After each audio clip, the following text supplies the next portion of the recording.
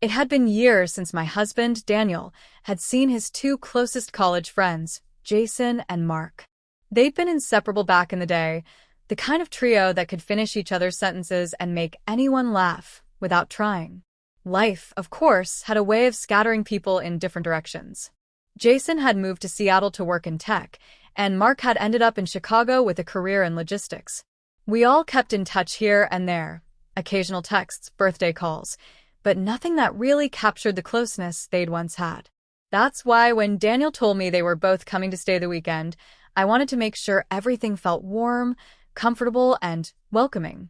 It was late October, the time of year when the leaves in our little Ohio town turned into a riot of reds and golds, and the air had that crisp bite that made you want to wrap up in a sweater. I'd just finished cleaning the guest room, setting out fresh towels, and baking a batch of oatmeal cookies when I heard Daniel's voice from outside. "Emily, they're here." I stepped onto the porch and saw the two men getting out of their cars. Jason was just as I remembered, tall, easygoing smile, with that slightly unkempt hair that looked like it belonged in a shampoo commercial. Mark, on the other hand, seemed quieter than I remembered, his posture more reserved. He gave me a polite smile and a little wave before following Jason up the steps. "Emily," Jason greeted, wrapping me in a brief but warm hug. "It's been too long." "It has," I agreed, smiling. "Welcome back to Ohio. I hope you guys are ready for some serious small-town hospitality." We all settled inside, and the evening unfolded like a scene from a simpler time. Laughter over dinner, stories from their wild college days, teasing Daniel about his old quirks. After dinner, we migrated to the living room with coffee and cookies, the conversation flowing easily. It was almost midnight by the time we all decided to head to bed. Jason was staying in the guest room, and Mark had opted for the pull-out couch in the den. The arrangement seemed straightforward enough, but I couldn't shake a strange tension I'd felt during dinner. Not anything overtly alarming, but more like subtle glances and a few unspoken exchanges between the two men that I couldn't quite read. The house was quiet as I slipped into bed next to Daniel, who fell asleep almost instantly. I lay awake for a while, listening to the faint hum of the refrigerator and the occasional creak of the old floorboards. Somewhere around 1 a.m., I heard soft footsteps. They were slow, careful, like someone trying not to be heard. Curious, I got out of bed, careful not to wake Daniel. The hallway was dim, lit only by the faint glow from a night light near the bathroom. I caught a glimpse of Mark moving toward the guest room where Jason was supposed to be. I paused, unsure if I should call out. A few moments later, I heard the sound of the guest room door opening and closing. I frowned, wondering if something was wrong. Maybe Mark couldn't sleep and wanted to talk to Jason? Or maybe he'd forgotten something in there. Still, it felt odd, especially because not even 10 minutes later, I heard the same soft footsteps again, but this time moving in the opposite direction. I peeked down the hallway just in time to see Jason heading toward the den with his overnight bag in hand. It didn't make sense. They'd switched places? I lingered in the dark living room for a few minutes, my mug of water in hand, pretending I'd just gotten up for a drink. Jason passed me on his way to the den, giving me a quiet, "Hey," and a small smile, like nothing was unusual. I nodded back, but couldn't shake the curiosity gnawing at me. I went back to bed, but my mind kept replaying the scene. Why had they switched rooms in the middle of the night? Was there a disagreement?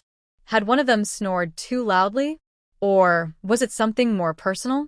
I tried to tell myself it wasn't my business, that they were grown men who could handle their own sleeping arrangements. The next morning, I walked into the kitchen to find Jason making coffee while Mark sat at the table scrolling on his phone. They both looked perfectly normal, chatting about the weather and the football game they wanted to watch later.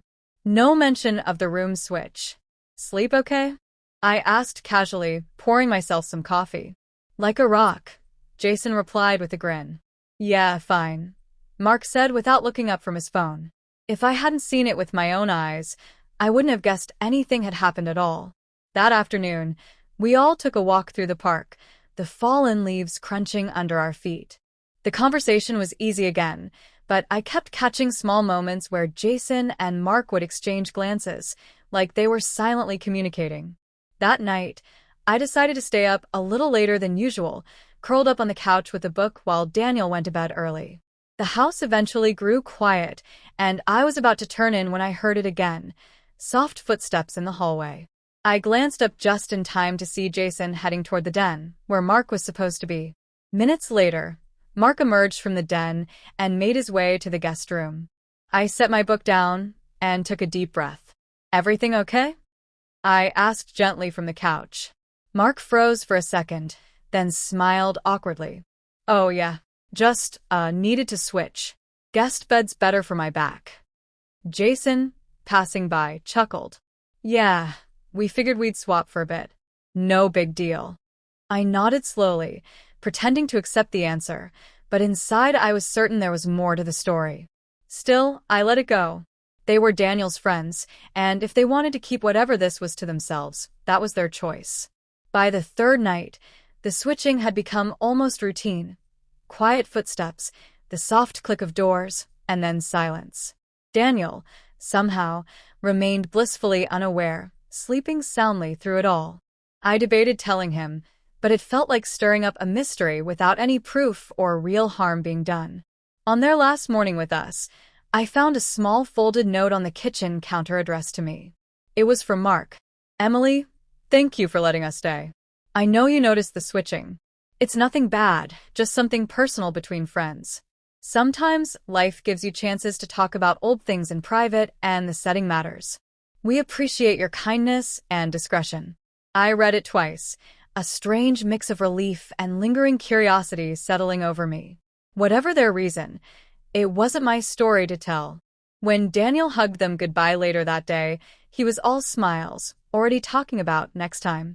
I stood on the porch, watching Jason and Mark drive away, the autumn wind tugging at my sweater. Some questions, I realized, aren't meant to be answered, not because they're dangerous, but because they belong to someone else. And as I stepped back into the warmth of my home, I decided I was okay with that.